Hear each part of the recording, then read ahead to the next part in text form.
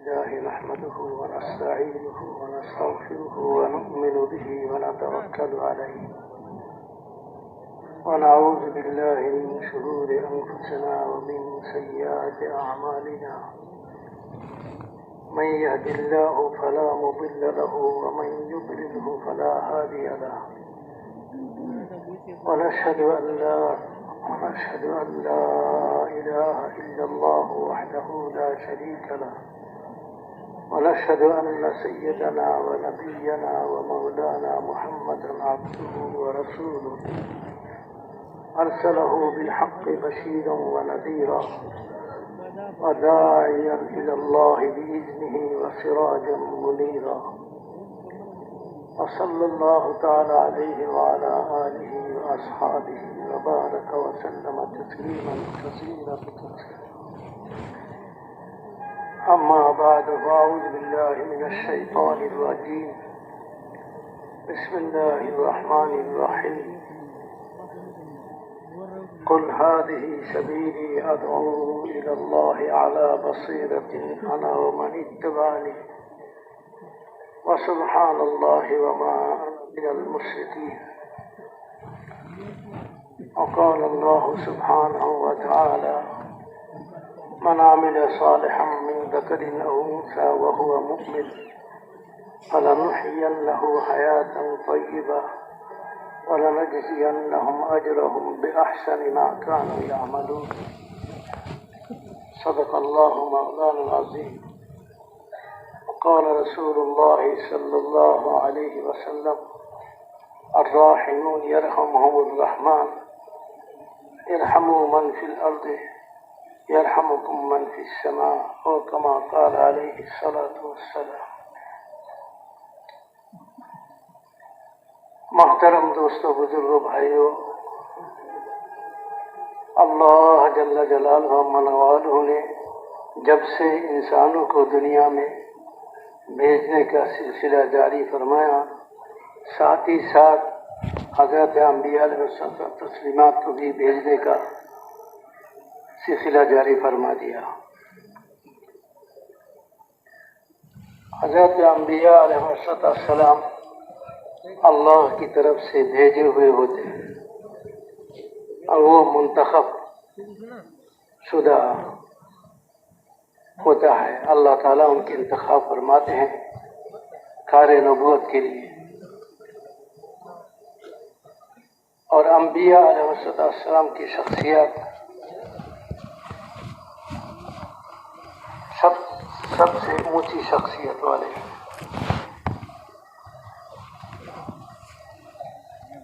کوئی بھی شخصیت انبیاء علیہ السلام کے شخصیت کے مقابلے میں ہیج ہے۔ انبیاء علیہ السلام لوگوں میں چل پھر کر لوگوں کو دعوت دیتے تھے، اللہ کی طرف بلاتے تھے، اللہ کی تعارف کراتے تھے۔ ایھا الناس قولوا لا الہ الا اللہ تفلحوا، اے لوگوں کہو لا الہ الا اللہ، کامیاب ہو جاؤ گے۔ یعنی کرنے والی ذات اللہ تعالیٰ کی ہے۔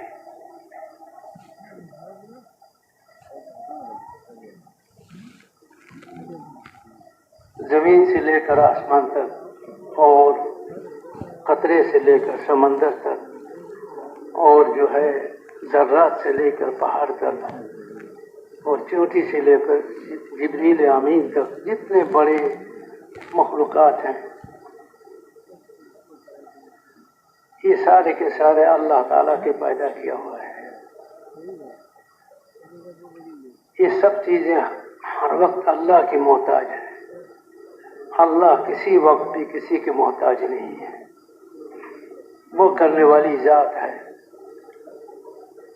عزت اور ذلت اور زندگی کا بننا بگڑنا یہ سارے اللہ تعالیٰ کے ہاتھ میں ہے۔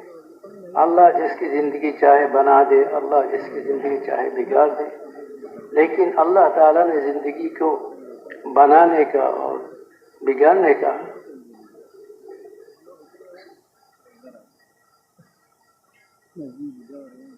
سبب جو بنایا ہے وہ انسانوں کے بدن سے نکلنے والے اعمال ہیں۔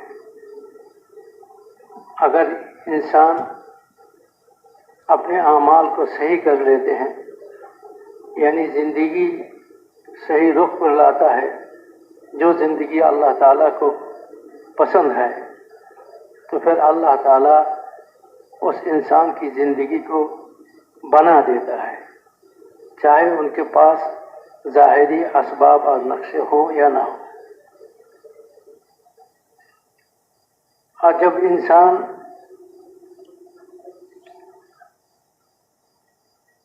زندگی کو غلط رخ پر چلاتا ہے تو ان کے پاس اگر ظاہری اسباب اور سامان سب کچھ بھی ہو، لیکن ان کا زندگی غلط رخ پر ہو، تو اللہ تعالیٰ اس کی زندگی کو بگاڑ دیتے ہیں، باوجود سارے اسباب مہیا ہونے کے۔ فرعون، نمرود، قارون،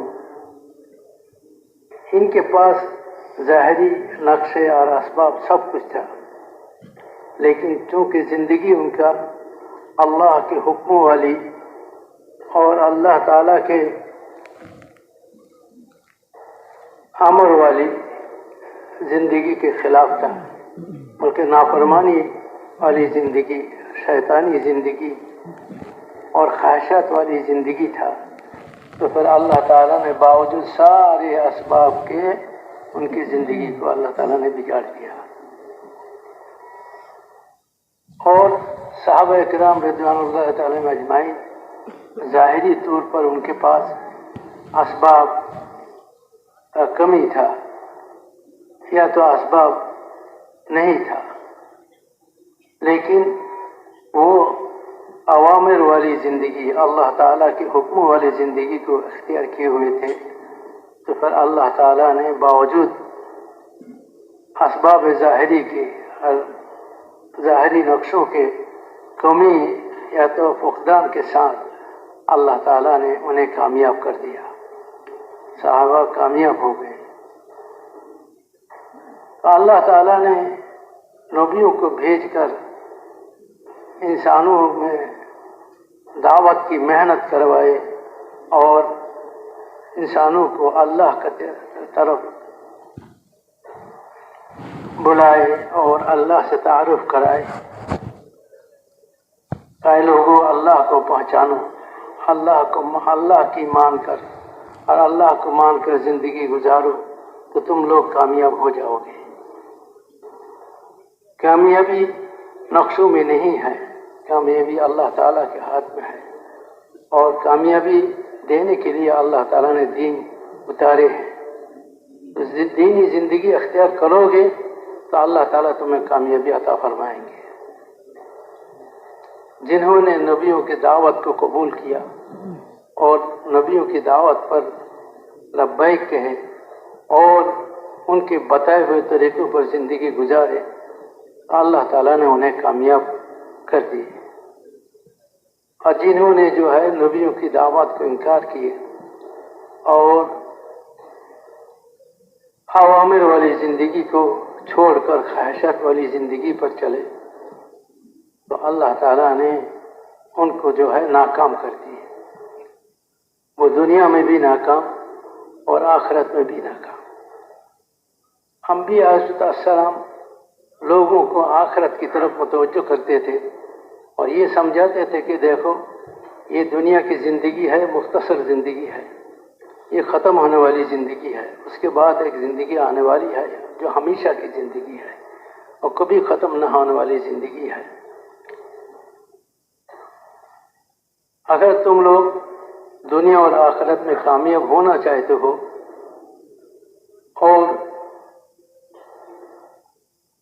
ناکامی سے بچنا چاہتے ہو تو ہم اللہ کے نبی ہیں، اللہ کی طرف سے بھیجے ہوئے ہیں، اور اللہ کی طرف سے ہم تمہارے لیے زندگی گزارنے کا صحیح طریقہ لے کر آئے ہیں، تم اس کو اختیار کرو۔ اگر تم اس کو اختیار کرو گے، یہ حکم والی زندگی، اوامر والی زندگی، اس کو اگر اختیار کرو گے تو اللہ تعالیٰ تمہیں کامیابی عطا فرمائیں گے اور ناکامی سے اللہ تمہاری حفاظت فرمائیں گے. دنیا اور آخرت میں تم کامیاب ہو کر رہو گے اور دنیا میں بھی کامیابی ہے اور آخرت میں بھی اللہ تعالیٰ ہمیشہ ہمیشہ کے کامیابی والی زندگی عطا فرمائیں گے. دنیا کی زندگی تو ختم ہونے والی ہے، یہ ختم ہو جائے گی. باقی آخرت کی زندگی یہ نہ ختم ہونے والی زندگی ہے، یہ کبھی ختم نہیں ہوگی. اور وہاں کی کامیابی حقیقی کامیابی ہے، اصل کامیابی ہے، اور وہاں کی ناکامی حقیقی ناکامی ہے، اصل ناکامی ہے. کامیاب وہ انسان ہے جو آخرت میں کامیاب ہو گیا، ناکام وہ انسان ہے جو آخرت میں ناکام ہو گیا ہے. جو آخرت میں کامیاب ہو جائے گا ان کے لیے ہمیشہ ہمیشہ کے راحتوں اور عیش و عشرت کی اور جو ہے نعمتوں کی دروازے اللہ تعالیٰ کھول دیں گے ہمیشہ کے لیے. وہ ہمیشہ کے عیش و عشرت میں اور جو ہے راحتوں میں رہے گا، نعمتوں میں رہے گا. اور جو ناکام ہو جائے گا وہ ہمیشہ کے لیے عذاب میں اور مصیبتوں میں تکلیفوں میں رہے گا. اس لیے انبیاء علیہ السلام بڑے درد کے ساتھ، محبت کے ساتھ لوگوں کے در در گھر گھر پھیر کر انہیں سمجھاتے تھے، محبت سے سمجھاتے تھے کہ ایک نبی کے دل میں امتی کا جو درد ہوتا ہے وہ ہزاروں لاکھوں ماں اور باپ کی محبت سے زیادہ ہوتا ہے. نبی کے دل میں جو درد اور محبت امتی کے لیے ہوتا ہے، اس لیے کہ ماں باپ کے دل میں اولاد کی محبت وہ تو دنیا کی زندگی کو سامنے رکھ کر ہوتا ہے کہ ان سے دنیاوی زندگی کے فائدے نظر کے سامنے ہوتا ہے کہ یہ بڑے ہوں گے اور کمائیں گے، کھلائیں گے، یہ سارے چیزیں ہوتے ہیں ماں باپ کے دل میں. لیکن انبیاء علیہ السلام کے دل میں دنیا کا کوئی غرض نہیں ہوتا تھا. وہ امت کو محبت کرتے تھے بے غرض ہو کر.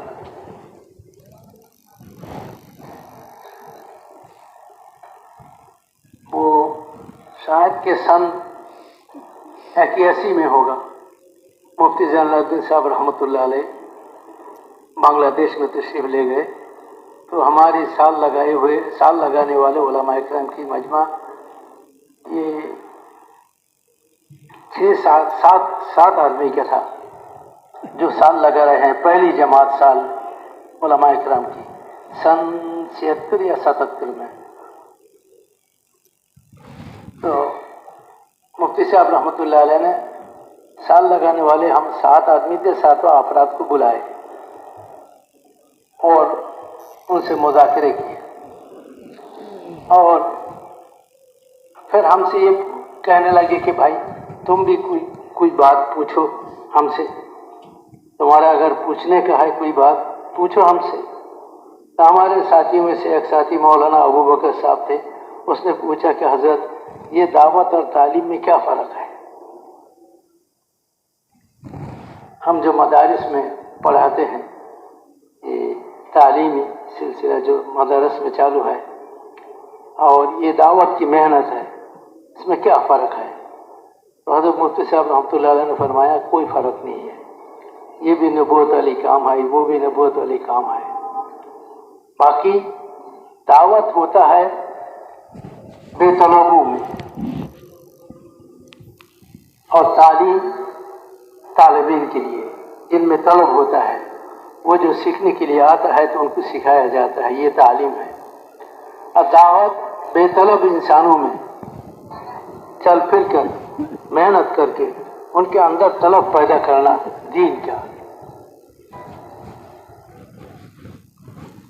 یہ دعوت ہے. اور یہ بنسبت تعلیم کے بہت कठिन मेहनत है, सख्त मेहनत है, ये आसान नहीं। बेतलब और तलब पैदा करना ये कोई आसान बात नहीं। अंबिया अलैहिस्सलाम लोग बेतलब लोगों में चल फिर कर दावत देते थे और उन्हें अल्लाह की तरफ बुलाते थे, अल्लाह से तारुफ करवाते थे, अल्लाह की बड़ाई उनके सामने बोलते थे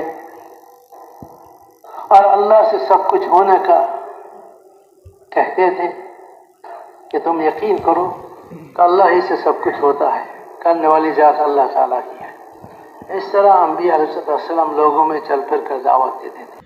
अस्सलामु अलैकुम वरहमतुल्लाहि वबरकातुहू। तबलीगी जमात के तमाम अकाबरीन के बयानात को हासिल करने के लिए हमारे यूट्यूब और फेसबुक पेज को ज्वाइन करें, Tablighi बयानात official on YouTube Facebook.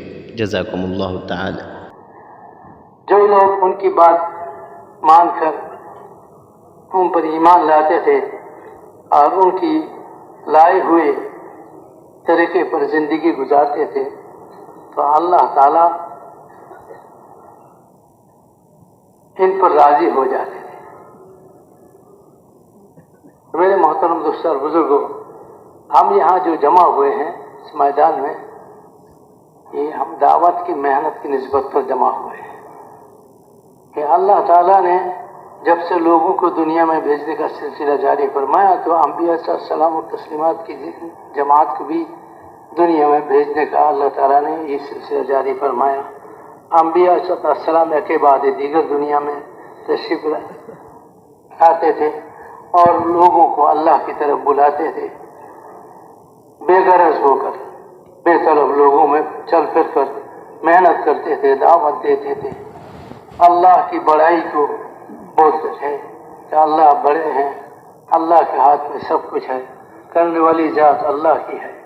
अल्लाह को मानकर, अल्लाह की मानकर ज़िंदगी गुजारो तो दुनिया में भी कामयाब हो जाओगे, आखिरत में भी कामयाब हो जाओगे।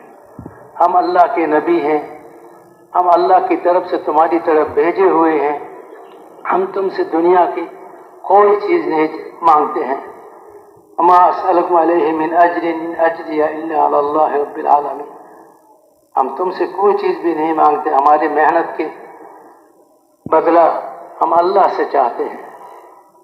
हम ये चाहते हैं कि तुम हमारी दावत को कबूल करो और ये अल्लाह ताला की हुक्मों वाली, अवामिर वाली ज़िंदगी गुजारो, अल्लाह ताला की नाफरमानी को छोड़ दो, अल्लाह ताला की फरमा बरदारी वाली ज़िंदगी अख्तियार करो और अल्लाह तुम पर राज़ी हो जाएगा। और रिदवान मिनल्लाहि अकबर, और अल्लाह का रज़ामंदी जो है बहुत बड़ी नियामत है। अल्लाह का राज़ी हो जाना ये बहुत बड़ी बात है, ये कोई छोटी बात नहीं, बहुत बड़ी बात है कि अल्लाह ताला राज़ी हो जाए। अल्लाह जिस पर राज़ी हो जाता है उसका ज़िंदगी बन जाता है। इसलिए जो है तुम अल्लाह को मानकर, अल्लाह की मानकर ज़िंदगी गुजारो। हम अल्लाह की तरफ से सच्चे हैं, तुम्हारे तरफ भेजे हुए हैं। हमें झुटलाओ मत तुम।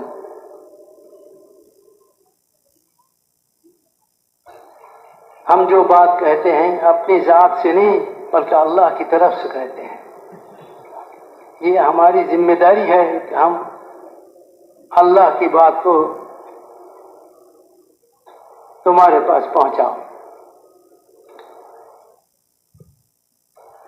तो मेरे मोहतरम दोस्तों बुजुर्गों, हज़रत अंबिया अलैहिस्सलातु व तस्लीमात दुनिया में तशरीफ़ लाए अल्लाह की तरफ से और अल्लाह के बंदों को अल्लाह की तरफ बेगरज होकर बेतलब लोगों को अल्लाह की तरफ बुलाते रहे और अपनी जान और माल खपाते रहे। अब ये सिलसिला नबियों के आने का अल्लाह ताला ने हमारे नबी हज़रत मोहम्मद सल्लल्लाहु अलैहि वसल्लम पर ख़त्म फरमा दी। अब कोई नबी आने वाला नहीं है। अब दुनिया में बसने वाले इंसानों की हिदायत और इनकी रहनुमाई के लिए अल्लाह ताला ने ये कार्य नबूवत जो है हुज़ूर सल्लल्लाहु अलैहि वसल्लम पर ख़त्म फरमा कर इनकी उम्मत को इस काम की जिम्मेदारी अता फरमाई। बल्लिगू अन्नी वलौ आया, कि पहुंचा दो मेरी तरफ से एक आयत भी हो, एक बात भी हो तो लोगों को पहुंचा दो। ये जिम्मेदारी इस उम्मत को मिली है। इस जिम्मेदारी की वजह से, इस मेहनत की वजह से ये उम्मत खैर उम्मत है, और ये उम्मत सारी उम्मतों में अफजल और सारी उम्मतों में सबसे ऊंचा मकाम वाला है। क़यामत के मैदान में लोग हैरान रहेंगे, भाई ये कौन है ये लोग जिनकी इतनी ऊंची मकाम है, लेकिन पता चलता है कि नबी तो नहीं है, लेकिन कौन है ये? तो उनसे बताया जाएगा कि ये उम्मत मोहम्मदी है, हज़रत मोहम्मद सल्लल्लाहु अलैहि वसल्लम की उम्मती हैं। इनके ज़िम्मे वो काम दिया गया था जो काम नबियों के ज़िम्मा अल्लाह ताला देते थे, जो काम देकर अल्लाह अंबिया सल्लल्लाहु को दुनिया में भेजते थे। अब नबियों का सिलसिला बंद फरमाकर अल्लाह ताला वो काम इस उम्मती के ज़िम्मे कर दिए। कुंतुम खैरा उम्मतिन उखरिजत लिन्नास तअमुरूना बिल मारूफ व तनहौना अनिल मुनकर व तु'मिनूना बिल्लाह। हज़रत मौलाना यूसुफ साहब रहमतुल्लाह अलैह फरमाया करते थे कि अल्लाह ताला ने इस मेहनत के ज़रिए इस उम्मत को इम्तियाजी शान अता फरमाया है कि उम्मत का इम्तियाजी शान है ये दावत वाली मेहनत, कि इस मेहनत की वजह से ये उम्मत पूरी उम्मत में सबसे ऊंचे मकाम वाले हैं। तो अंबिया अलैहिस्सलाम तस्लीमात के सिलसिला को मुनक़ते फरमाकर उम्मत को इस काम की जिम्मेदारी अल्लाह ताला ने दी है। अब ये काम सहाबा किराम रज़ियल्लाहु अन्हुम अजमाइन हुज़ूर सल्लल्लाहु अलैहि वसल्लम की ज़ेर निगरानी इस काम को सीखी और इस काम के लिए अपनी जान और माल की कुर्बानी दी, और इस काम के सिलसिले में जो तकालीफ और जो मुसीबतें आई है सब बर्दाश्त की। भूख प्यास, गर्मी सर्दी और जिस्मानी हर किस्म की तकालीफ बर्दाश्त की है। खाने पीने का, भूख प्यास को बर्दाश्त किए, खाने पीने की तकलीफें बर्दाश्त किए, और दूर से दूर की सफ़र के हज़रत सहाबा किराम रज़ियल्लाहु अन्हुम अजमाइन इस मेहनत के सिलसिले में फिर अल्लाह ताला उनकी मदद फरमाई, और सहाबा किराम अल्लाह ताला की मदद से हर जगह इस मेहनत के तकाजे को लेकर पहुंचे। ये समंदर और बियाबान और सहरा और जंगलात और पहाड़ अबूर किए सहाबा किराम, जबकि उस जमाने में कोई सवारी और मवासलात का ऐसा आला इंतज़ाम नहीं था, लेकिन सहाबा किराम के दिल में ये चीज़ था कि ये जिम्मेदारी है हम पर अल्लाह की तरफ से और हमारे नबी की तरफ से, और खत्म नबूवत की बिना पर हम अपने नबी की उम्मत होने की वजह से हम उनकी मेहनत के नायब हैं, वारिस हैं, हम भेजे हुए हैं। अल्लाह ताला ने हमें भेजा है पूरी दुनिया की तरफ। पूरी दुनिया हमारी मेहनत की मैदान है, हमें पूरी दुनिया में जाना है, अल्लाह की कलिमा को बुलंद करना है और लोगों को अल्लाह से तारुफ करवाना है। दुनिया में कोई भी बसने वाला इंसान दुनिया के किसी कोने में भी हो, वहाँ तक ये दावत पहुँचे और वो भी अल्लाह ताला को पहचाने और अल्लाह को मानकर ज़िंदगी गुजारने वाला बने। ये हमारी जिम्मेदारी है, हमें वहाँ तक जाना है। पूरा दीन पूरी दुनिया में जिंदा हो जावे, ये मकसद है इस मेहनत का। इस मेहनत से हम ये चाहते हैं, हमारा हाजी साहब रहमतुल्लाह अलैह फरमाते कि पूरा दीन पूरी दुनिया में जिंदा हो जावे, कोई भी इंसान दीन से बेताल्लुक ना रहे, अल्लाह के अवामिर से बेताल्लुक ना रहे, अल्लाह के नबी के लाए हुए शरीयत और दीन और इस्लाम से बेताल्लुक कोई ना रहे। जमीन पर बसने वाले हर इंसान, मर्द व औरत, जिस मुल्क का भी हो और जिस रंग का, जिस जबान का, और जहां कहें कि हो, वो हुजूर के उम्मती है। और हमारी जिम्मेदारी है कि हम मेहनत को वहां तक पहुंचाएं कि कोई भी इंसान दीन से, हिदायत से महरूम ना रह जाए, हर इंसान को हिदायत मिल जाए। ये फिक्र हमारे जो है अपने नबी की नियाबत में, ये हमारी जिम्मेदारी है और इसके लिए जो है हम सोचें, फिक्र करें और तकाजे पैदा करें और दुनिया के आखिरी कोने तक जाने के लिए फैसले करें। ले जाने वाला अल्लाह है, माल की बुनियाद पर मेहनत नहीं है, मुल्क की बुनियाद पर मेहनत नहीं है, असबाब की बुनियाद पर मेहनत नहीं है। करने वाली जात अल्लाह की है, ला इलाहा इल्लल्लाह मुहम्मद रसूलुल्लाह, ये है हमारी बुनियाद। वमन यतवक्कल अलल्लाह फहुव हस्बुहु, जो अल्लाह पर भरोसा करता है अल्लाह उसके लिए काफी हो जाता है। और जो तकवा हासिल करता है अल्लाह उनके लिए बंद रास्ते उनके खोल देते हैं, उनके लिए रास्ते खोल देते हैं। तकवा के साथ, तवक्कुल के साथ, सब्र और शुक्र के साथ और उम्मत के दर्द दिल में लेते हुए हम इस मेहनत के लेकर चलेंगे तो अल्लाह ताला हमारी मदद फरमाएंगे और हमारे रुकावटों को अल्लाह ताला दूर फरमा देंगे। और इस रास्ते में चलना और इस रास्ते की तकाज़ों को सोचना, फिर उन तकाज़ों को पूरा करना अल्लाह हमारे लिए आसान फरमा देंगे। अगर अल्लाह ताला ने आसान फरमा दी तो कोई मुश्किल नहीं। बात तो उस वक्त मुश्किल होता है जब अल्लाह ताला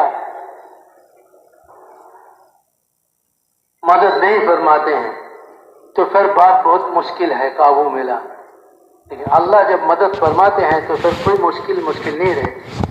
हजरत साहबा इकराम बावजूद किल्लत आदत के और बावजूद ज़ाहिरी असबाब के ना होने के, अल्लाह ताला ने उन्हें हर मैदान में कामयाब फरमाया और उनकी मदद फरमाई। और वो इस मैदान में मेहनत करते करते अल्लाह ताला की माइयत और अल्लाह के साथ ताल्लुक, इतना गहरी ताल्लुक और पैदा किए कि जो भी अल्लाह से मांगते थे अल्लाह उनकी मांग को पूरा कर देते थे। अल्लाह से यहाँ तक कि वो आसमान से फरिश्ते उतरवाते थे।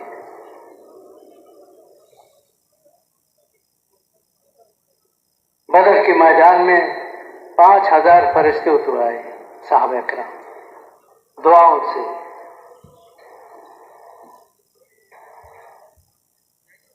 और ऐसे भी अपनी दुनियावी हवाई जो जरूरत में भी फरिश्ते उतरवाए आसमान से, चौथे आसमान से फरिश्ते उतरवाए।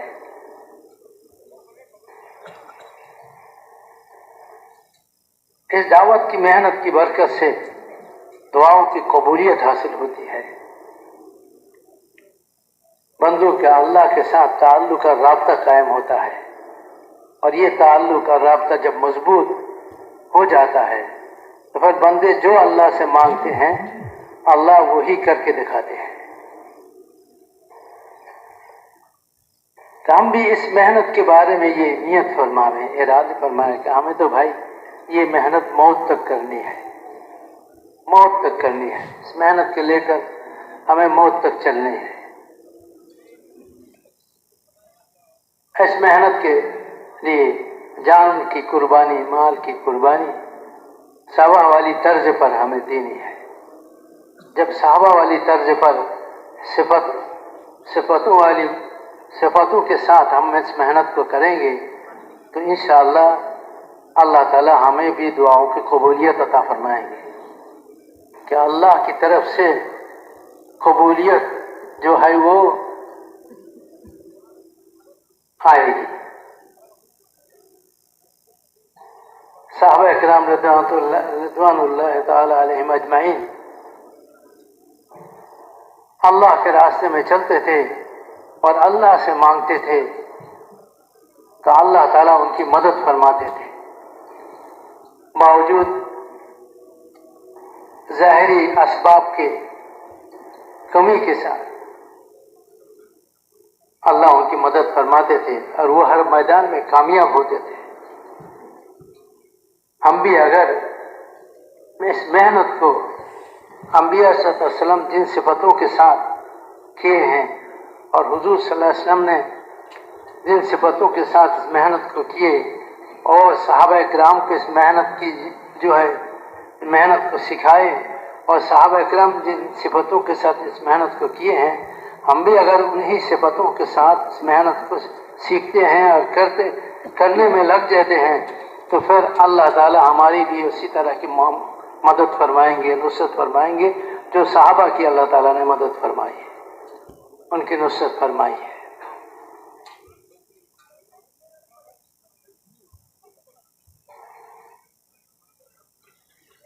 اس لیے میرے بھائی اور بزرگوں،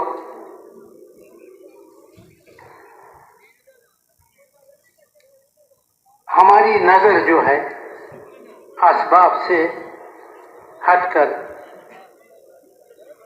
اللہ کی ذات پر آوے اور جو ہے اسباب سے ہٹ کر اعمال پر آوے اور دنیا سے ہٹ کر آخرت پر آوے۔ ہماری نظر آج تو ہماری نظر جو ہے وہ دنیا اور دنیا کی چیزوں پر ہے، آخرت ہمارے سامنے نہیں ہے۔ ہر محنت کرنے والے کے سامنے آخرت ہو، وہ ایمان کی کمال کے ساتھ اور اللہ اور اس کے رسول کی اطاعت کے ساتھ اور عبادت کی پابندی کے ساتھ اور اللہ کے ذکر کے ساتھ اور اللہ والی علم کے ساتھ اور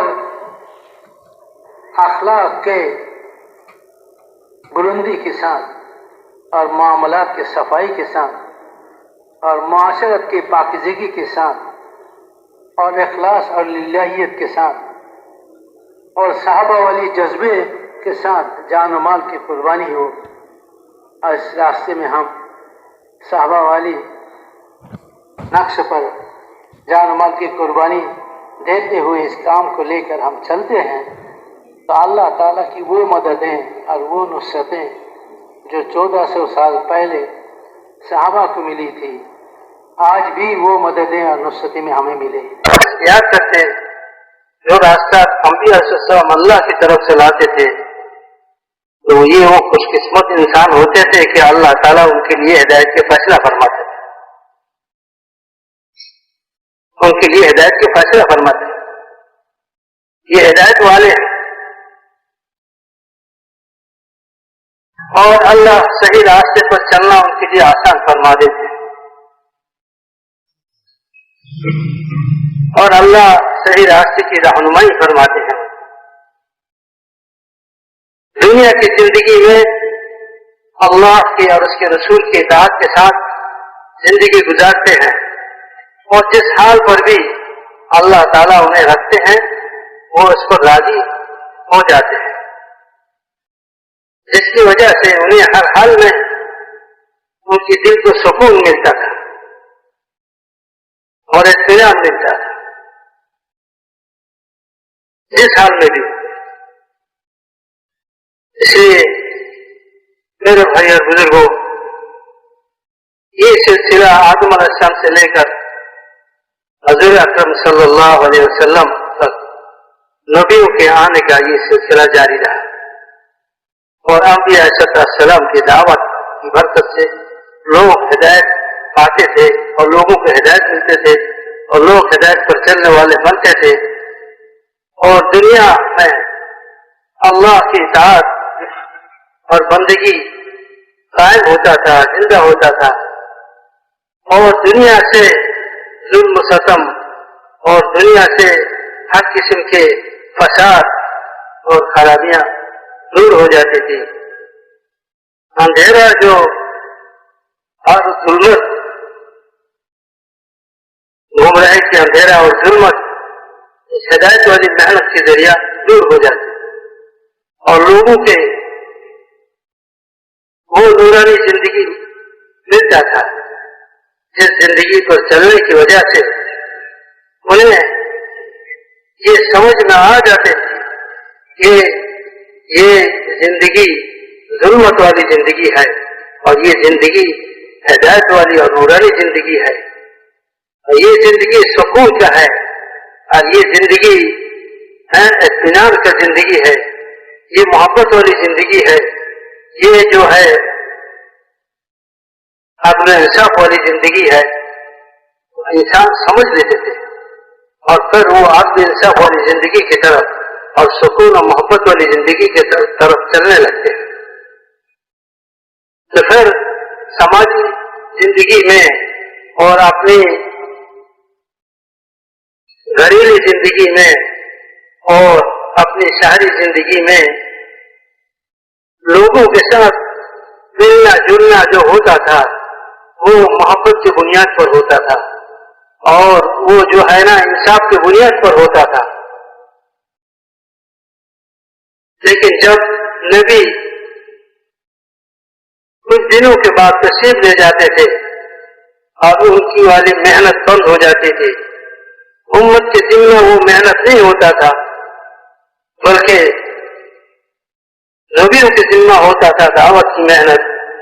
جب نبی تشریف لے جاتے تھے، چلے جاتے تھے، تو امت سے وہ محنت چھوٹ جاتی تھی، اور اس محنت کے چھوٹ جانے کے نتیجے میں یہ ہوتا تھا کہ نبیوں والا زندگی، اطاعت والی بندگی والی زندگی یا دھیرے دھیرے مٹ جاتا تھا. اور اس کے مٹ جانے کی وجہ سے دھیرے دھیرے انسانوں میں وہ ظلمت، گمراہی کی اور وہ ظلم و ستم، وہ تجاوزی، یہ ساری چیزیں اور ساری خرابیاں دھیرے دھیرے پیدا ہونے لگتی. ہر انسانوں کا زندگی ان کے سماج اور ان کے سب کچھ جو ہے ویسے بن جاتا تھا جیسا پہلے تھا. وہ گمراہی کی ظلم اور اندھیرا چھا جاتا تھا اور لوگ جانوروں جیسے، چوپایوں جیسے، اور لوگ جو ہے جانوروں جیسے اور سانپ اور بچھو جیسے بن جاتے تھے. طبیعت ان کی اور ان کی اخلاق ایسا بن جاتا تھا کہ سانپ جیسا اور شیر جیسا، جنگلی جانور بھی جیسا، آپس میں ظلم و ستم، حد تجاوزی، یہ سارے ہوتے تھے. تو میرے بھائی بزرگوں، پھر اللہ تعالیٰ انسانیت پر رحم فرما کر کسی نبی کو اللہ تعالیٰ مبعوث فرماتے.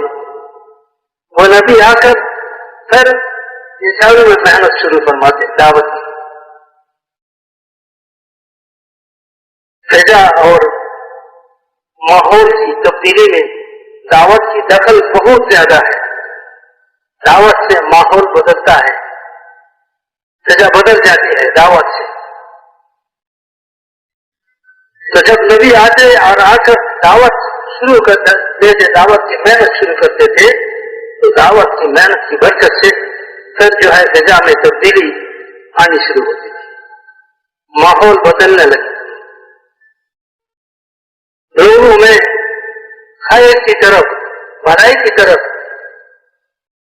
چلنے کا وہ عادت پیدا ہو جاتا تھا، لوگ بھلائی کی طرف چلنے لگتے تھے، خیر کی طرف چلنے لگتے تھے، اچھائی کی طرف چلنے لگتے تھے۔ اس طرح یہ سلسلہ نبیوں کے آنے کا ایک بعد دیگرے انبیاء، ہزاروں انبیاء علیہ السلام، لاکھوں انبیاء علیہ السلام تشریف لائے اور محنت فرمائے، اور سب سے آخر میں حضرت محمد مصطفیٰ صلی اللہ علیہ وسلم تشریف لائے، جس پر اللہ تعالیٰ نے نبوت کو ختم فرمایا اور نبیوں کے آنے کی سلسلہ ختم فرمایا، اور ختم نبوت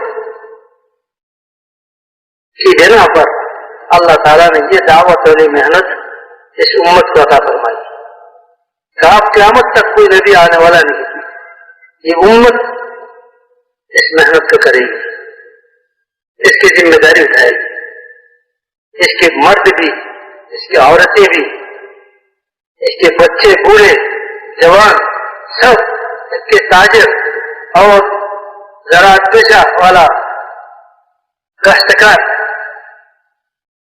عہدے والے، اور اس کے جو ہے حکمران جو حاکم ہوتے ہیں، وہ سب کے سب حضور صلی اللہ علیہ وسلم کی امتی ہونے کے بعد وہ بھی ذمہ دار ہے اس میں محنت کی، ان کو بھی ذمہ داری ہے تو اس محنت کو سنبھالے اور اس محنت میں اپنا جان اور مال لگائے، جس طرح انبیاء علیہ السلام مشقت کے ساتھ، محبت کے ساتھ امت پر اپنا جان و مال لگاتے تھے، اپنے آپ کو کھپاتے تھے اور اپنے سب کچھ اس راستے میں لگاتے تھے اور اپنی جان کو، مال کو بے قیمت کر دیتے تھے۔ یہ امت کے ہر فرد مسلم کلمہ پڑھنے والا جو یہ کہے کہ میں اللہ کو مانتا ہوں اور حضرت محمد صلی اللہ علیہ وسلم کو آخری نبی مانتا ہوں، تو اس کی ذمہ ہے یہ قل هذه سبیلی ادعو الى اللہ علی بصیرۃ انا ومن اتبعنی ای ومن آمن بی، جو اللہ اور اس کے رسول پر ایمان رکھتے ہیں اس کی ذمہ ہے یہ۔ عصر کے بعد آپ نے جو بیان سنا ہے مسکرات کی محنت کی، کہ حضور صلی اللہ علیہ وسلم نے ایک مسکرات کی کیسی ذہن بنائی، کیسی ذہن بنائی۔ ایک مرتبہ اس کو بھی ملتا ہے تو یہ عورت اپنے آپ کو اس تقاضے کے لیے حضور صلی اللہ علیہ وسلم کے سامنے پیش کرتا گیا، صلی اللہ دعا فرمائے کہ اللہ مجھے اس کے لیے قبول فرماؤ، میں اس تقاضے کو پورا کرنے کے لیے تیار ہوں۔ اب دوبارہ حضور نے خواب دیکھا، مسکرائے، تو اس نے پوچھا کہ یا رسول اللہ کیوں مسکرا رہے ہیں؟ تو میں نے پھر خواب دیکھا اور ایسی ایک جماعت ہو کشتی پر ایسے بیٹھا ہوا جیسا کہ بادشاہ اپنے تخت پر، فرمایا کہ یا رسول اللہ دعا فرمائے مجھے اللہ تعالیٰ اس کے لیے بھی قبول فرماؤ۔ بات یہ ہے کہ ایک عورت ہے، دوبارہ وہ یہ چاہ رہا ہے کہ یہ موقع بھی مجھے مل جائے۔ حضور نے اپنی محنت سے صحابہ کرام کے مردوں کی، عورتوں کی، بوڑھے بچوں کی ایسی تربیت کی کہ اطراف، مدینے کے اطراف سے لوگ آتے تھے، مردیں، عورتیں دین سیکھنے کے لیے مدینہ میں آتے تھے، مدینہ منورہ میں۔ رسول اللہ صلی اللہ علیہ وسلم ان کو تقسیم کر دیتے تھے مدینہ کے انصاروں کے گھروں میں، جو مرد ہوتے ہیں ان کو مسجد میں رکھ دیتے ہیں اور جو عورتیں ہوتے تھے ان کو جو ہے گھروں میں عورتوں کے پاس بھیج دیتے تھے۔ تو مدینہ کی عورتیں اس تقاضے کو پورا کرتے تھے کہ ان آنے والوں کی تعلیم اور ان کی تربیت اور ان کے کھانے پینے کے انتظام، مہمان نوازی اور ان کی دینی تربیت کرتے تھے. ہر ہفتہ 10 دن کے بعد رسول اللہ صلی اللہ علیہ وسلم ان سے امتحان بھی لیتے تھے کہ بھائی کتنا سیکھا ہے انہوں نے دین. ان کے بعد رہا مردوں سے حضور صلی اللہ علیہ وسلم پوچھتے تھے، عورتوں سے پوچھتے تھے. جب حضور کو یہ پتہ چلتا تھا کہ اتنی علم انہیں حاصل ہو گئی ہے جو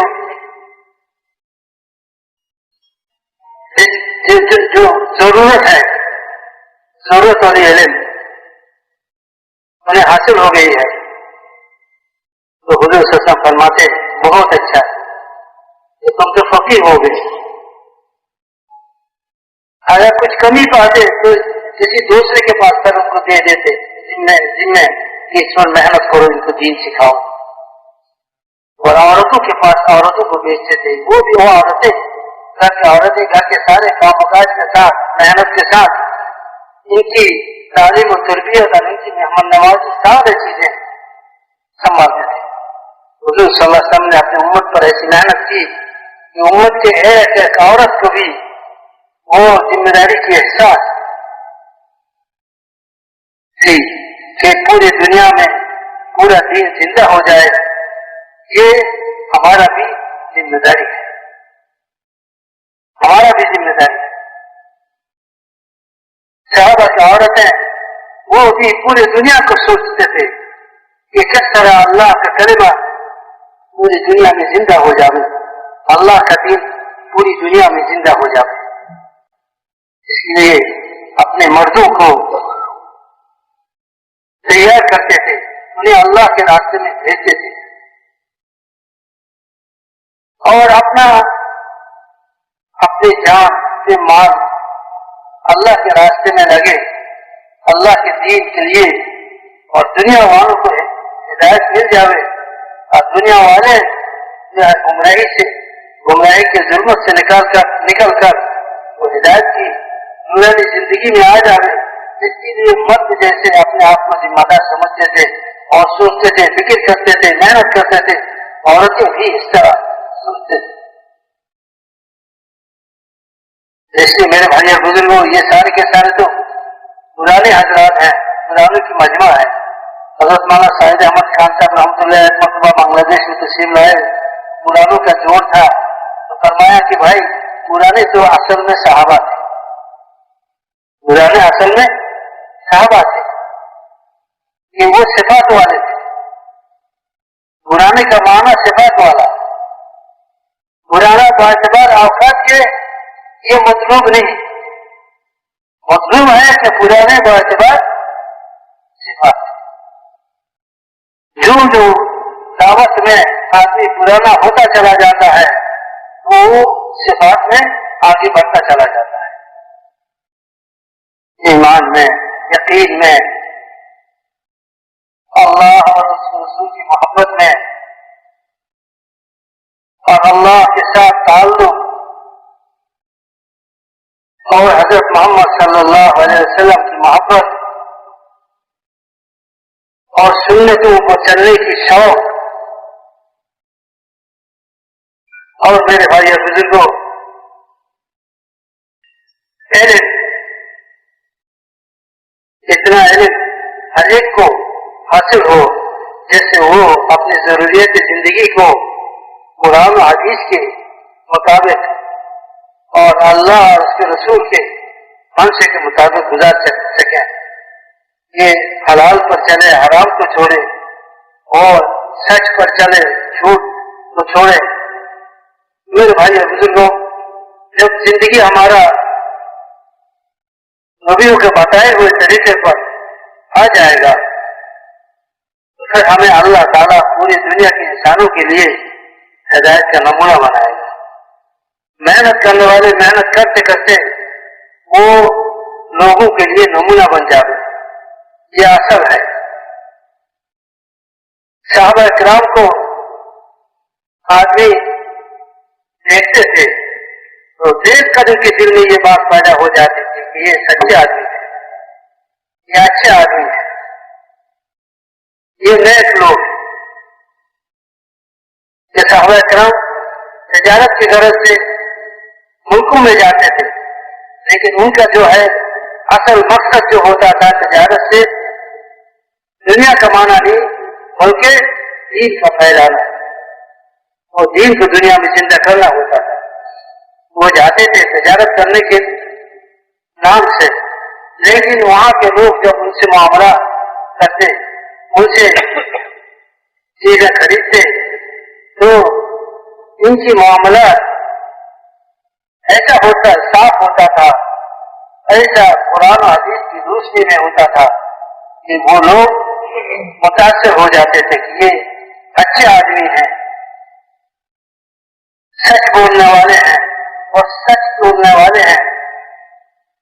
یہ لوگ جو کہتے ہیں سچ کہتے ہیں، ایسے آدمی جھوٹا نہیں ہو سکتا۔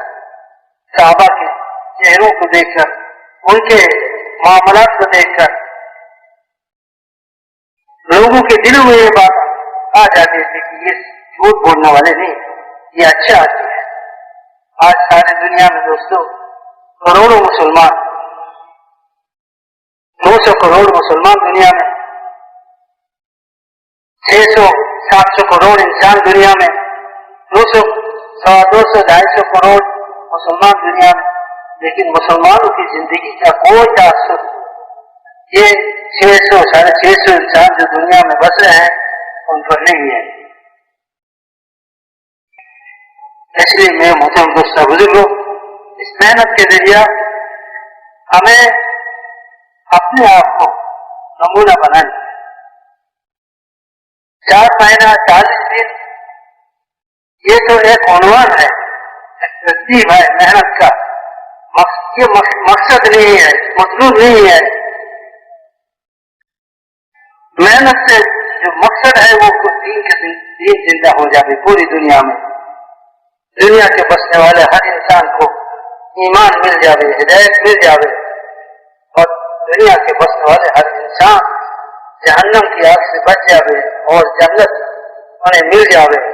اس کا جو فکر اور سوچ ہو، اس سوچ اور فکر کے ساتھ ہم اپنے کاروبار میں، اپنے کاروبار میں اور اپنے مساجد میں چل رہے ہیں، لیکن ہمارے دل کا یہ سوچ ہو، فکر ہو کہ میں حضور صلی اللہ علیہ وسلم کی امتی ہوں، اور دنیا بھر کے سارے دنیا کے انسانوں کو اللہ کی طرف بلانا اور انہیں ایمان کی طرف لانا، ہدایت کی طرف لانا، اور انہیں جہنم کی آگ سے بچانا، اور انہیں جو ہے جنت کے راستے پر لانا، یہ ہماری ذمہ داری ہے۔ اور جب اس کا تقاضا ہمارے سامنے آ گئے، اس وقت جس شغل میں بھی میں ہوں گا، اس شغل کو چھوڑ کر اس تقاضے کو پورے کرنا یہ میرا ذمہ داری ہے۔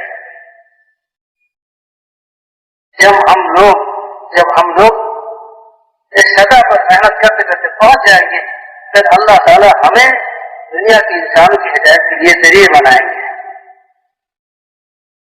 اور ہمارے معاملات، ہماری کاروبار، ہماری آپس کی تعلقات اور رشتہ داری اور آپس کی رہن سہن، یہ سارے چیزیں دوسروں کی ہدایت کے لیے ذریعہ بن جائے گی۔ ہم تجارت کریں گے تجارت، لیکن یہ تجارت دوست کی ہدایت کے لیے ذریعہ بنائے گی۔ ایک انسان ہماری زندگی کو دیکھ کر متاثر ہوگا کہ بھائی یہ عجیب زندگی ہے اس کا، دیکھو کہ نمازوں کی اہتمام کیسی ہے،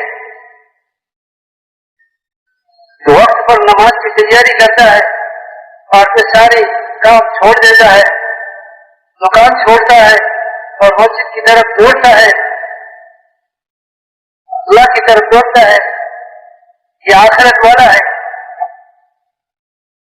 یہ موت کے بعد کی زندگی کا اگر یقین نہیں ہو نہ ہو تو ایسا آدمی ایسا نہیں کر سکتا۔ اتنی مسئلہ میں، اتنی مشاغل میں رہ کر بھی اللہ کے حقوق کی ادائیگی، اللہ کے فرائض کی ادائیگی اور موت کے بعد آنے والی زندگی کی فکر ان کو اتنا پریشان کرتا ہے کہ وہ اپنے مشاغل کو چھوڑنے پر مجبور ہو جاتا ہے اور وہ دوڑ کے مسجد کی طرف جاتا ہے اور اللہ کے فرائض کو ادا کرتا ہے۔ ایک انسان کی زندگی کی تبدیلی اور اس کی زندگی میں دین کا زندہ ہونا اور ہدایت والے اعمال کا زندہ ہونا، یہ صرف ان کے لیے نہیں بلکہ اوروں کے لیے بھی ہدایت کا سبب بنتا ہے۔ اس لیے میرے محترم دوستوں بزرگوں، ہم اس کی نیتیں کریں، ارادے کریں کہ ہمیں جو ہے اس محنت کے ذریعہ نمونہ بننی ہے پوری دنیا کے لیے، اور پوری دنیا میں ہمیں جانا ہے اور پوری دنیا کی ساری تقاضے ہمیں پورا کرنا ہے۔ تقاضا پورا کرانے والا کون ہے؟ اللہ ہے، اللہ پورا کرائے گا۔ ہماری ذمہ داری ہے نیت اور ارادہ کرنا اور اللہ سے مانگنا۔ دن بھر ہم محنت کریں گے، رات کو ہم اللہ سے مانگیں گے۔ جیسے صحابہ اکرام دن بھر میدان جہاد میں گھوڑے پر سوار ہوتے تھے اور دین کے تقاضے پورے کرتے تھے اور اپنے جان اور مال کی بازی لگاتے تھے۔ جب رات ہوتا تھا تو مسلح پر کھڑے ہو جاتے تھے اور اللہ کے سامنے روتے تھے، گڑگڑاتے تھے، روتے تھے اور اپنی ہدایت اور پوری امت کی ہدایت اللہ سے مانگتے تھے۔ پھر اللہ تعالیٰ ان کی محنت کو، ان کی قربانی کو ذریعہ بنا کر، ان کی رونے دھونے کو ذریعہ بنا کر اللہ تعالیٰ لوگوں انسانوں کی ہدایت کے فیصلے فرماتے تھے اور لوگ جو ہے اسلام میں داخل ہو جاتے تھے۔ اذا جاء نصر الله والفتح ورأيت الناس يدخلون في دين الله افواجا، فوج کے فوج لوگ افواجا، فوج جو اس زمانے میں اللہ کے ذات میں کوئی تغیر و تبدل نہیں اور اللہ کی سنت میں بھی کوئی تغیر و تبدل نہیں ہے۔ وَلَن تَجِدَ لِسُنَّةِ اللَّهِ تَبْدِيلًا وَلَن تَجِدَ لِسُنَّةِ اللَّهِ تَحْوِيلًا۔ اگر ہم نے صحابہ کرام والی جذبے کے ساتھ اور ان صفتوں سے متصف ہو کر اس محنت کو کرتے ہیں جن صفتوں کے ساتھ انبیاء علیہ السلام نے اس محنت کو کی ہے اور حضور صلی اللہ علیہ وسلم نے کی ہے، اور صحابہ نے حضور کی نگرانی میں اس محنت کو سیکھ کر جن صفتوں کے ساتھ اس محنت کو کیے ہیں، جن جذبات کے ساتھ اس محنت کو کیا، اگر ہم بھی ان صفتوں کے ساتھ اور ان جذبات کے ساتھ کرتے ہیں تو پھر وہ مدد و نصرتیں جو صحابہ کو حاصل ہے وہ ہمیں بھی حاصل ہو جاتے ہیں۔ آج بھی یہ کوئی غیر ممکن بات نہیں ہے، یہ ممکن بات ہے۔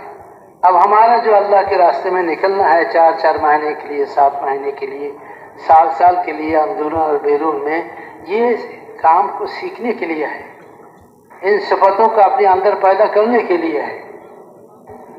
یہ 6 نمبر والی زندگی اپنے اندر لیتے ہوئے دعوت کی محنت، یہ داعی کے صفات ہیں، یہ 6 نمبر۔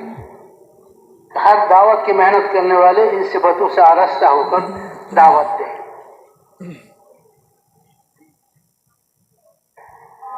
رواجی نہیں، آج تو ہم جو محنت کرتے ہیں یہ رواجی محنت ہے کہ ہمارے زندگی میں کوئی تبدیلی تو آتی نہیں،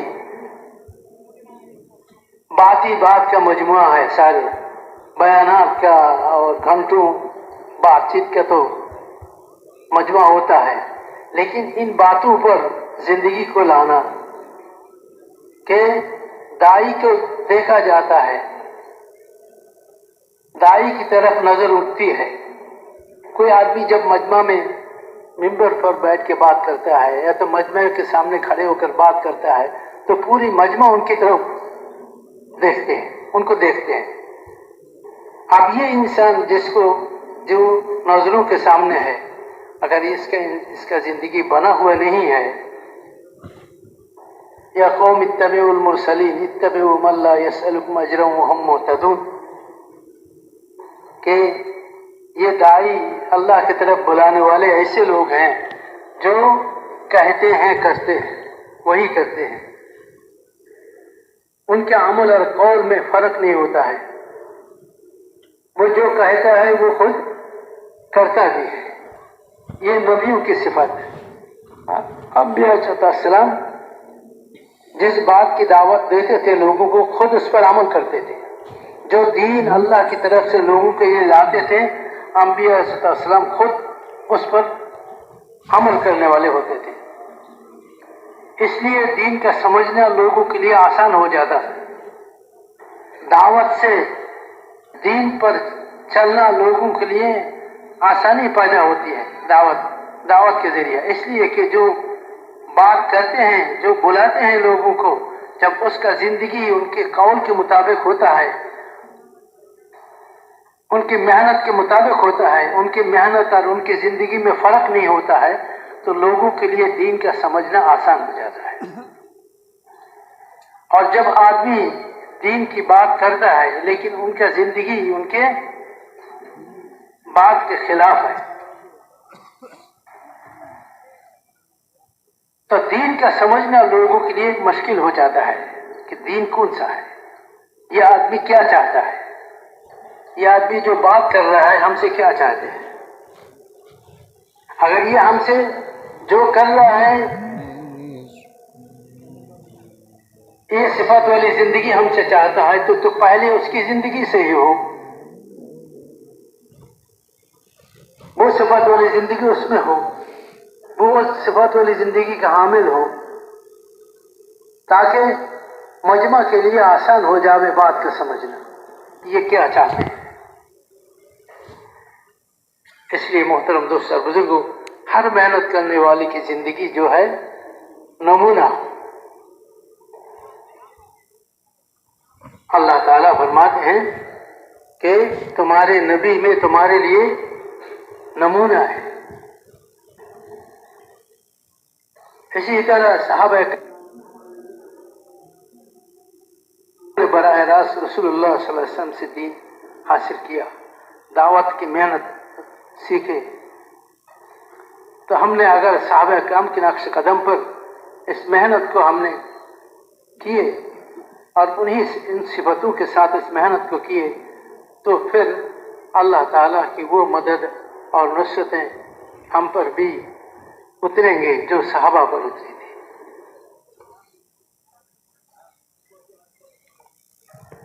اور ہماری محنت اگر صحابہ کی نقش قدم سے ہٹ کر ہو تو ہم جتنے بھی محنت کریں اور محنت کی مقدار جتنی بھی ہم بڑھائیں، لیکن اللہ کی مدد ہمیں حاصل نہیں ہوگی، اور بغیر اللہ کی مدد کے یہ گاڑی چلتی نہیں ہے۔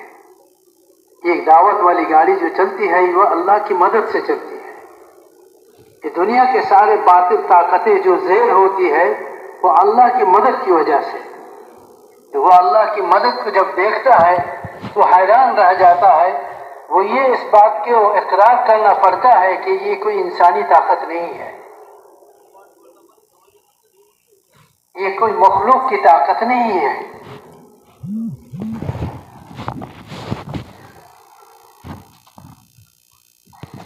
حضرت مولانا یوسف الیاس صاحب رحمۃ اللہ فرمایا کرتے تھے کہ یہ محنت جو ہے تسخیر عالم کا نسخہ ہے، پورے عالم کو تسخیر کرنے کا نسخہ ہے یہ دعوت والی محنت۔ اگر یہ دعوت والی محنت ہمیں کرنا آ جاوے اور جن صفتوں کے ساتھ کرنا چاہیے وہ صفتیں ہمیں پیدا ہو جاوے، ان صفتوں کے ساتھ ہم محنت کرنے والے بن جائیں گے، تو آج بھی اللہ پورے عالم کو ہمارے لیے مسخر فرما دے۔ یہ کوئی مشکل بات نہیں ہے۔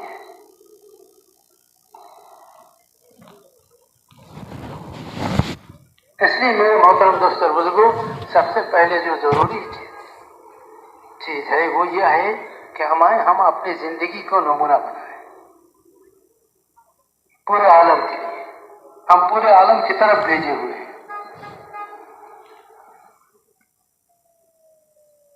جب ہم اپنی زندگی کو نمونہ بنا کر پورے عالم میں پھیلیں گے اور پورے عالم میں جائیں گے، ایک کونے سے دوسرے کونے تک، اور جو ہے دنیا والے ہماری زندگی سے متاثر ہوں گے، اچھے انسان، اچھے اخلاق، معاملات کی صفائی، معاشرت کی پاکیزگی، ان صفتوں والے انسانوں کی مطالبہ ہے آج بھی دنیا میں۔ دنیا والے چاہتے ہیں، بہت پریشان ہیں اور پریشانی سے نکلنے کا راستہ یہ بھی سمجھتے ہیں کہ اچھے انسان، بھلے انسان دنیا میں اگر زیادہ ہو جائیں گے تو پھر یہ سارے پریشانیاں ختم ہو جائیں گی. لیکن بھلے انسان بننے کے لیے کوئی کارخانہ تو نہیں ہے دنیا میں، چیزوں کے بنانے کا کارخانہ ہے، چیزوں کے بنانے کا اعلیٰ قسم کی چیزوں کے بنانے کا کارخانہ تو ہے، لیکن اعلیٰ قسم کے انسانوں کے بنانے کا کوئی کارخانہ نہیں ہے. وہ کارخانہ یہ دعوت علی محنت ہے کہ حضور صلی اللہ علیہ وسلم نے اس محنت کے ذریعہ اس زمانے کے سب سے بدترین انسان جو تھے، خونخوار انسان جو تھے، بھیڑیے اور چیر پھاڑ کر کھانے والے جانوروں کی طرح زندگی گزارنے والے جو تھے، انہیں اس محنت کے ذریعے رسول اللہ صلی اللہ علیہ وسلم نے پوری دنیا کے لیے نمونہ بنایا. اگر بننا چاہو میرے صحابہ کی طرح بنو، اصحابی کالنجوم، اصحابی کالنجوم بأیہم اقتدیتم اہتدیتم. لیکن یہ صحابہ کون ہے؟ یہ تو وہی تھے جو دنیا کی مؤرخوں کی نظر میں، دنیا والوں کی نظر میں سب سے گھٹے ہوئے اور سب سے بدترین اور سب سے زیادہ خونخوار اور سب سے زیادہ بد اخلاق تھے. یہ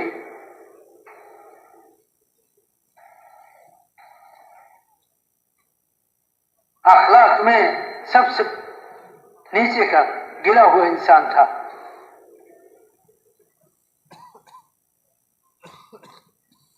ان کے معاملت کی بگاڑ اور معاشرت کی گندگی اور جو ہے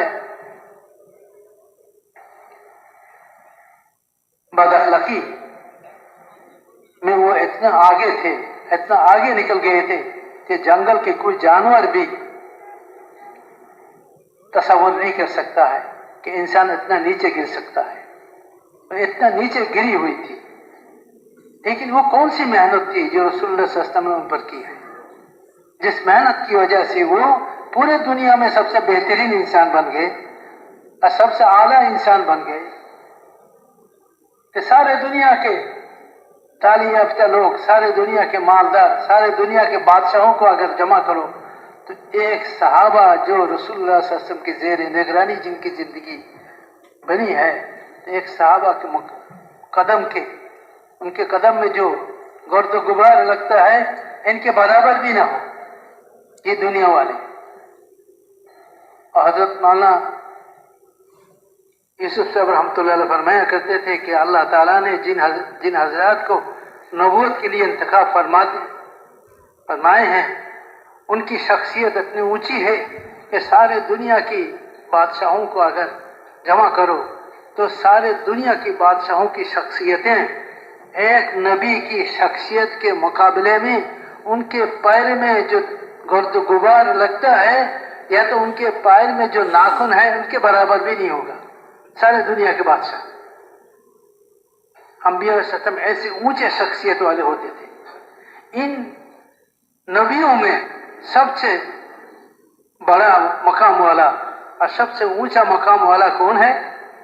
حضرت محمد مصطفیٰ صلی اللہ علیہ وسلم. اور صحابہ ان کی نگرانی میں اس محنت کو سیکھے ہیں.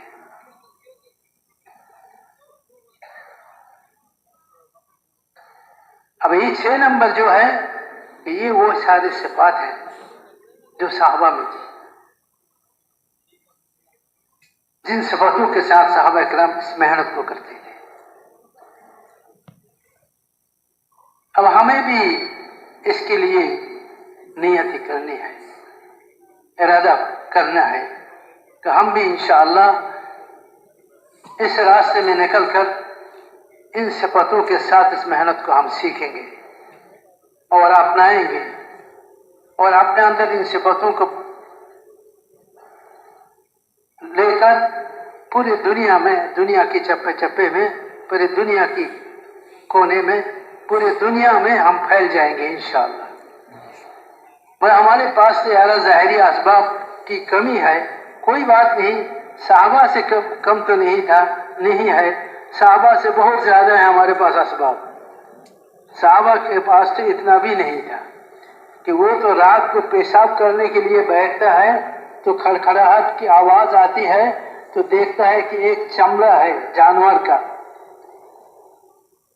چمڑے کا ٹکڑا ہے، اس کو اٹھا کر لاتے ہیں، صاف کرتے ہیں، پاک کرتے ہیں، پھر آگ میں جلاتے ہیں، پھر ان کو پانی میں گھول کر پی لیتے ہیں بھوک کی وجہ سے، بھوک کی وجہ سے۔ اور مسجد نبوی میں فجر کی نماز میں بھوک کی وجہ سے صحابہ نماز میں گر جاتے تھے، اور ان کے گرنے کی آوازیں پوری مسجد میں سنائی دیتے تھے، تو گر گئے کوئی۔ اور یہ گرنا کس لیے ہے؟ بھوک کی وجہ سے ہے۔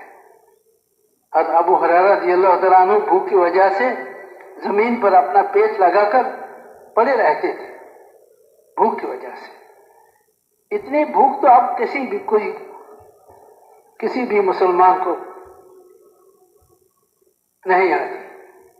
ان بھوک کی اور پیاس کی شدت اور دنیا کی ان سارے تکالیف کو برداشت کرتے ہوئے صحابہ کرام دین کی تقاضوں کو پورا فرماتے تھے۔ اس کے ساتھ پوری دنیا میں پھیل جاتے تھے۔ اللہ تعالیٰ اور بقول حضرت مولانا الیاس رحمۃ اللہ علیہ کہ یہ تذکیر عالم کا نسخہ ہے، اللہ تعالیٰ نے صحابہ کے لیے پوری دنیا کو مسخر فرما دیے، یہاں تک وہ سمندر پر بھی چلے، وہ جنگلوں سے چلے، اور جنگل کے شیر چیتے ان کے حکم کو مانے۔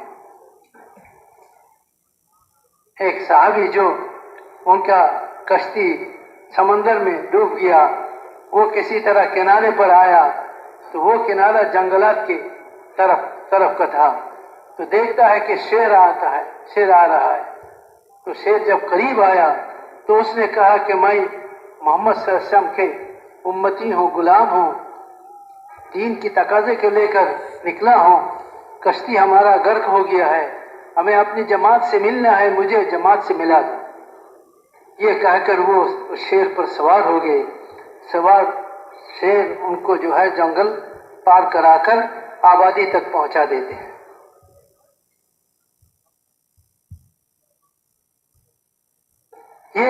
السلام علیکم ورحمۃ اللہ وبرکاتہ۔ تبلیغی جماعت کے تمام اکابرین کے بیانات کو حاصل کرنے کے لیے ہمارے یوٹیوب اور فیس بک پیج کو جوائن کریں، تبلیغی بیانات آفیشیل آن یوٹیوب، فیس بک۔ جزاکم اللہ تعالی۔ سورج پر بھی ان کا جو ہے چلتا تھا کہ اللہ سے دعا کرواتے ہیں کہ اے اللہ یہ عصر کی نماز کی وقت ہے، عصر کا نماز یہ فرض ہے، تیرا حکم ہے، اس کا بھی ادا کرنا ہے، اور یہاں کفار کے مقابلے میں ہم لڑ رہے ہیں، یہ بھی تیرا حکم ہے، جہاد ہے، کہ اللہ ایسے فرما دے کہ دونوں پورے ہو جائے، دونوں حکم تیرے پورے ہو جائے۔ تو اللہ تعالیٰ نے صحابہ کی اس دعا پر آسمان کی سورج کو ٹھہرا دیا، سورج ٹھہر گئے اپنی جگہ پر، یہاں تک کہ جہاد سے فارغ ہو گئے اور صلاۃ عصر سے بھی فارغ ہو گئے۔ یہ تذکیر عالم کا نسخہ ہے، یہ محنت مولانا الیاس رحمۃ اللہ فرمایا کرتے ہیں، پورے عالم کا اگر مسخر کرنا چاہو تو یہ محنت ہے، پورے عالم کی نیت سے اس محنت کو سیکھنا ہے اور پورے عالم میں اس محنت کو لے کر جانا ہے۔ اس کے لیے ہم سارے تیار ہیں بھائی۔ اللہ تعالیٰ کی مدد بقدر محنت کے، قربانی کے اور نیت کے ہوتی ہے۔ اگر ہم اپنی نیت میں سچے ہیں اور ہم محنت کرتے ہیں صحیح نقش پر، تو پھر انشاءاللہ اللہ تعالیٰ ان اللہ لا یخلف المیعاد، اللہ تعالیٰ وعدہ خلافی نہیں کرتے ہیں۔ ان عدتم عدنا وان تعودوا نعود، تم اگر شرط پورا کر دو گے میں بھی اپنا وعدہ پورا کر دوں گا۔ اللہ تعالیٰ فرماتے ہیں تم شرط پورا کر دو، جن شرائط کے ساتھ مشروط ہے میری مدد اور نصرت اور غائبی تائید، اس کو پورا کر دو، میں بھی اپنی وعدہ پورا کر دوں گا۔ پوری دنیا والے دیکھیں گے، اور دنیا کے سامان والے اور دنیا کے سارے मादी असबाब वाले खुली आंखों से देखेगा कि सुभान अल्लाह, ये कोई ताकत असबाब की ताकत नहीं है, ये कोई दुनियावी चीजों की ताकत नहीं है, ये तो कोई गायबी ताकत है जिसके मुकाबला हम नहीं कर सकते। हजरत मौलाना यूसुफ से हजरत फरमाया करते थे, अगर हमने इन सिफतों के साथ इस मेहनत को सीखा और इस मेहनत को करने लगे तो अल्लाह ताला अपने वादों को पूरा कर दे और दुनिया वाले की सारे साजिशों को और उनकी सारी जो है मकरो फरीद और उनके सारे जो है यानी ये बातिल की सारे प्रोग्राम जो है वो अल्लाह ताला फेल कर देगा।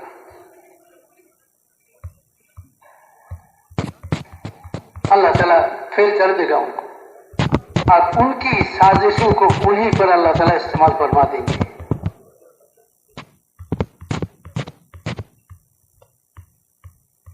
अगर हमने सही नीयत से, सच्ची नीयत से, ईमान की कमाल के साथ, अल्लाह और उसके रसूल की इताअत के साथ और इबादत की पाबंदी के साथ, ये दावत इबादत को जिंदा करने के लिए है। ये दावत सिर्फ दावत के लिए नहीं है कि दावत जिंदा हो जाए। दावत से दावत जिंदा होना मकसद नहीं, दावत से इबादत जिंदा होना मकसद है। सारे दुनिया में सबसे इबादत में आगे अंबिया अलैहिस्सलाम थे, अल्लाह की इबादत करने वाले, अल्लाह के बंदे, अल्लाह को मानने वाले थे अंबिया अलैहिस्सलाम 100%। तो इस दावत के जरिए हमें भी इताअत की सिफत पैदा हो गया अल्लाह के और उसके रसूल की। या अय्युहल्लज़ीना आमनू अतीउल्लाह व अतीउर रसूल, ईमान वालों अल्लाह के और उसके रसूल की इताअत करो। हमें भी अल्लाह के और उसके रसूल की इताअत आ गई 100%।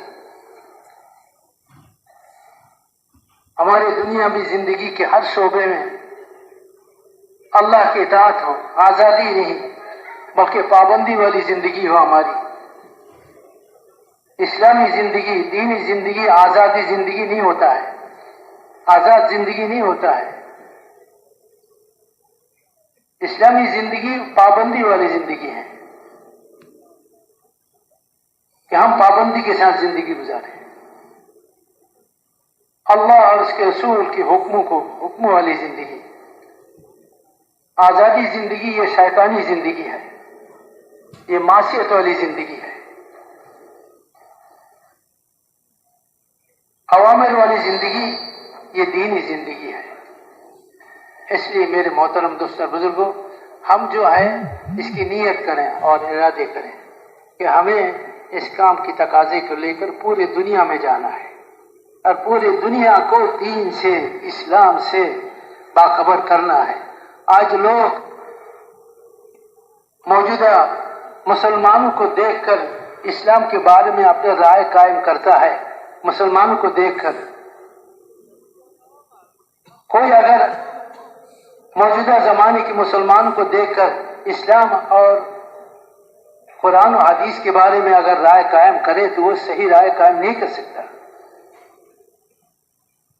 इसलिए कि मुसलमानों की जिंदगी जो है वो आज नमूना नहीं बना हुआ है।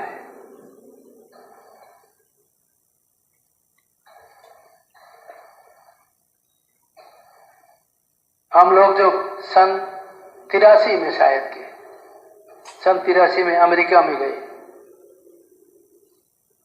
तो वहाँ मुस्तरद थी, एक घर में मुस्तरद की बयान था।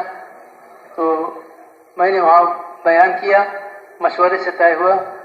तो बयान के बाद दुआ हुई, दुआ के बाद एक पर्ची अंदर बैठने वाले औरतों की तरफ से एक पर्ची, वो उस वक्त हमने सुना था कि नए औरतें और जो मुसलमान होती थी वो दीन को सीखने के लिए ज़रूरी मसाइल 2-4 पूछ लेते हैं और उस वक्त मस्तूरात में बयान करने वाले ये सारे आलिम होते हैं, तो उनसे कोई बात पूछ लेते हैं। इस तरह का पर्ची आई तो इस पर्ची में ये रखा हुआ, कोई मसला नहीं था, पर ये रखा हुआ था कि मौलवी साहब आपने जो मुसलमानों की तारुफ बयान किए कि मुसलमान ऐसे हैं, सहाबा ऐसे थे, आप ऐसे मुसलमान तो नजर नहीं आते। वो सारे मुसलमान कहाँ हैं? آج کے جو مسلمان ہیں ان کو دیکھ کر تو ہمیں اسلام کی طرف اسلام کے بارے میں نفرت پیدا ہوتی ہے. ہم نے جس اسلام کے بارے میں سن کر پڑھ کر سوچ کر اپنی خاندانی آبائی دین کو چھوڑا، اب یہاں آ کر ہم نے دیکھا کہ ہم نے جن راستوں کو چھوڑ کر آئے ہیں مسلمان اسی راستوں پر مر مٹ رہے ہیں. اب تو ہمیں بڑی حسرت ہو رہی ہے کہ ہم نے اپنے آبائی مذہب کو چھوڑا،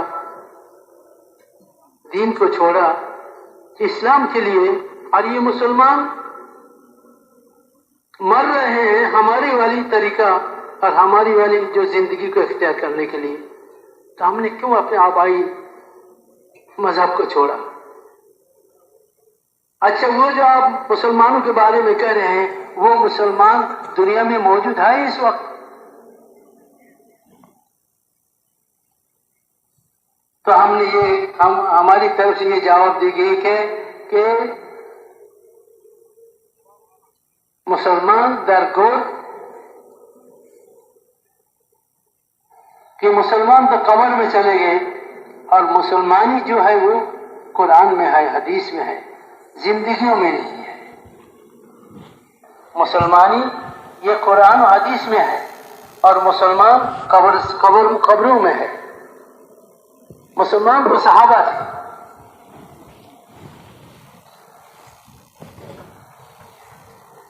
100% صحابہ مسلمان، 100% مسلمان تھے.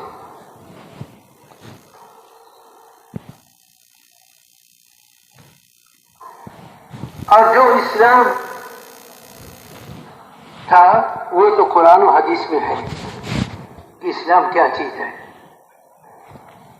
اس لیے میرے محترم دوستوں، ساری دنیا جو ہے اس کا یہ چاہتے ہیں کہ پوری دنیا میں پھر وہ جماعت جو صحابہ کی تھی، ایسی جماعت مسلمانوں کی پوری دنیا میں وجود میں آ گئی،